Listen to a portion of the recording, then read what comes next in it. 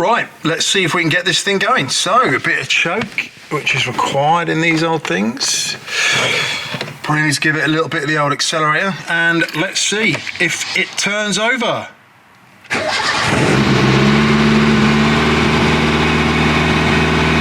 at that.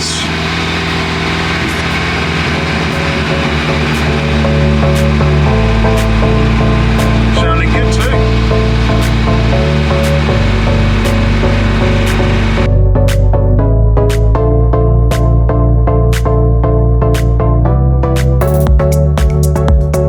Hi guys, hope you're all keeping well. This is Tab. How is that for a small car? Yes, I do fit, but only just. It is of course my Renault 5 GT Turbo. The third one I've owned. Absolutely love these cars. First one I got when I was 18, and I've kind of never looked back. There was a big hiatus when I didn't own one, but I'm back behind the wheel of one now. Unfortunately, I wanted to be out and about driving this thing, but it's not quite got an MOT. The car is currently SORNed, a statutory off-road notice. I think in the UK you need an MOT to be out on the road legally. This has got a few minor issues that prevent that, but hope to be in that situation very soon. But until we get there, I wanted to do just a walk around of the car, get it on camera and get it onto YouTube, because it's a great little car in really good condition. I'm just gonna have a look at the ins and outs of the car, what makes the car what it is, and discuss what kind of condition this car's in and how original it is, which it isn't too bad on. So, without further ado, let's dive in.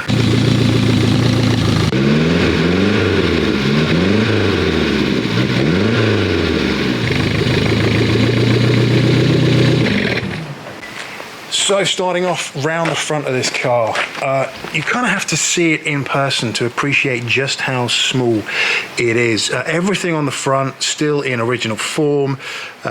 Headlights, fog lights as well there you can see, and original grille. This car is in tungsten grey. Most of these have been very heavily modified or crashed. That's the unfortunate reality. Most of this is still original. So moving around further, we've got the original 13-inch alloy wheels on this. Aficionados will probably notice that the calipers on this are indeed red. That's not standard. So they've been spruced up a little bit, a little nod to boy racerism, if I can call it that. The alloy is absolutely original and in great condition. The bodywork on this is pretty good. It could do with a mop, to be honest. It has been resprayed and very heavily restored. I've got loads of receipts and collateral and just the process this car's been through. Got a brand new engine. We'll get under the hood in a bit. Coming down here, you've got the original decals on it. That's still in great condition. Really hard to get hold of those. You have to get them custom made now if you want to get them reapplied onto the car. Same situation on the back. Discs all round on this. The non-turbo GT, the non-GT turbo version didn't have discs all round. Had drums at the back. Again, red calipers here. A slight little ding on the back there. And you can just about make that out. It's a little scuff on the bumper, but not too bad. And of course, the exhaust, which is not original in this car. Give it a bit more breathability, but yeah, you could take it back to stock if you wanted, but this is a kind of big boy type exhaust. It gives it a bit more sound, a little bit more pleasure to drive. Badges on the back, again, completely original. Everything about the rear end is original, and they do look kind of weird, these things from the back. Very kind of boxy, very square.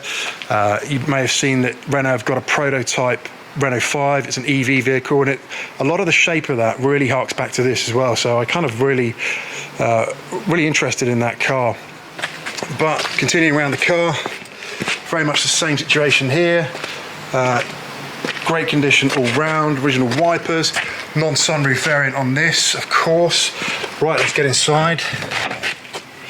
Interior is in very, very good condition. It could do with a bit of a clean, but the door cards, you can see, pretty good condition.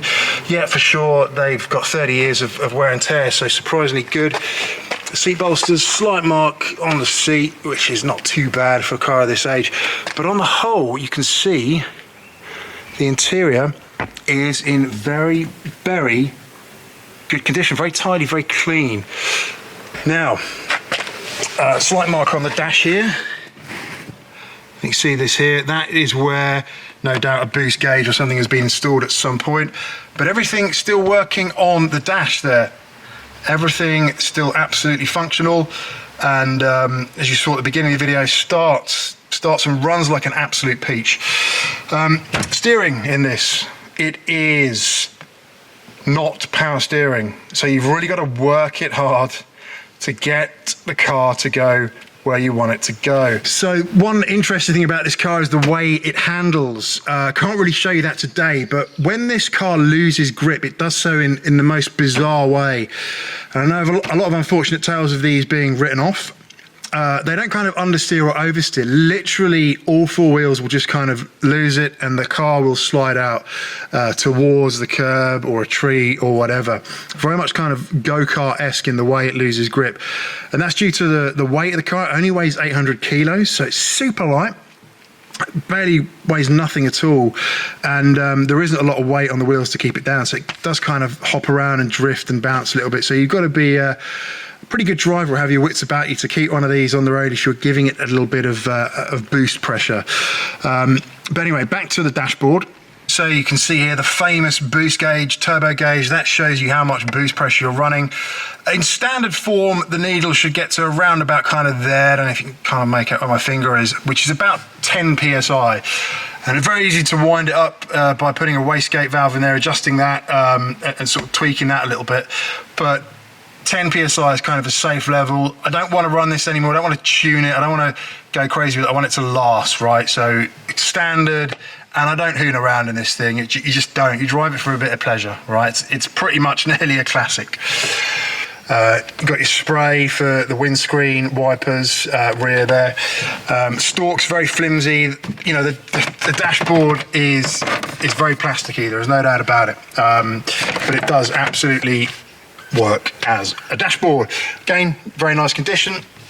You'll see here, for those of you that are used to automatics, yes indeed, this car has very much let's zoom in there a little bit, 3 pedals, right indeed. So clutch, yep, fully manual, stick shift if you're in the US, right? So you've got to learn to drive this if you want to be able to move this car about from A to B.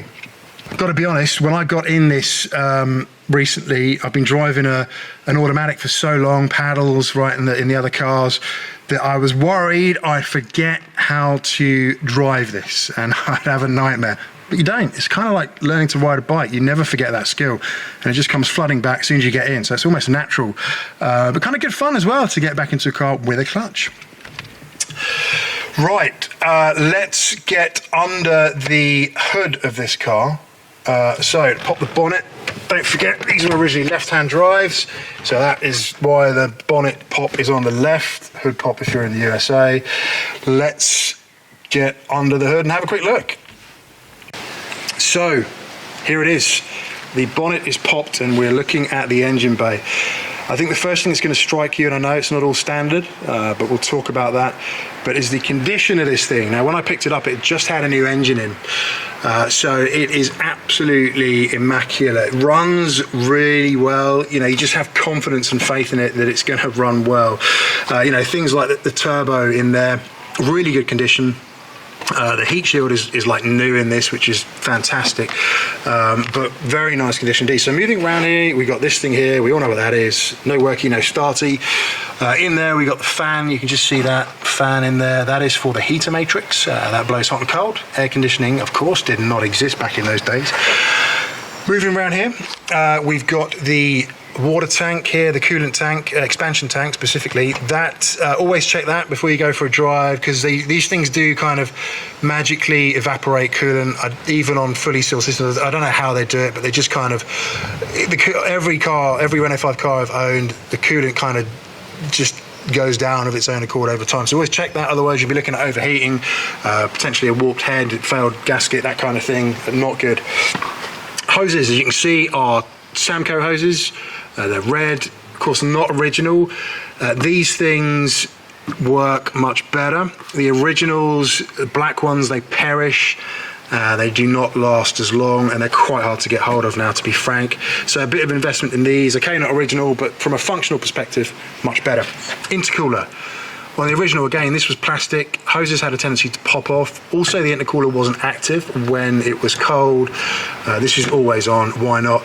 You notice the water tank there, the rad matrix for the water is also not standard, as is the oil cooler.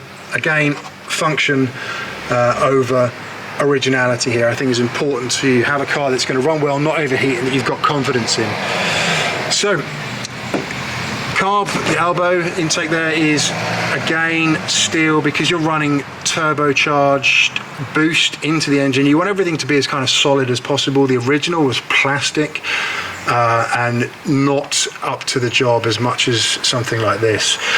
But yeah, engine bay is in very, very good condition.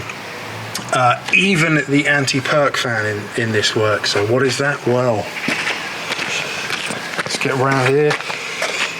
Anti-perk fan, you'll see if you follow that round, blows air over the carb, but that is to prevent petrol evaporating out the carb when the car is left after you've been running it for some time. So once the car's warmed up, you hear that thing kick in, and it will prevent that from happening. Does it work? Yeah, that's another story. But as you can see, really generally very impressed as to the condition of this engine bay and how well everything works. I just wanted to give you a quick look round the car. So if we take a look down under the car here, we should be able to see the reason why this isn't getting through its MOT. That is the fuel tank. It does have a small fuel weep at the moment. There's a bung that's put in the tank when they convert it from standard Renault to the Renault 5 GT Turbo version, slightly different layout. And you can see there, unfortunately, it is weeping fuel. So not ideal, but not catastrophic. It can be repaired, and then we should be good to go. So that is it for this one. A quick tour around the car. Apologies we couldn't get out on it. Hopefully we will soon. But as I say, just wanted to share it with you. Hope you enjoy it. Hope you think it's a great car. Love these, loads of character, awesome fun, and they've got a huge following. And they're only going up in value as well if they're well looked after. So if you've got one, do treasure it. And I know lots of people that are. That's all for this one. Thanks for watching, and goodbye for now.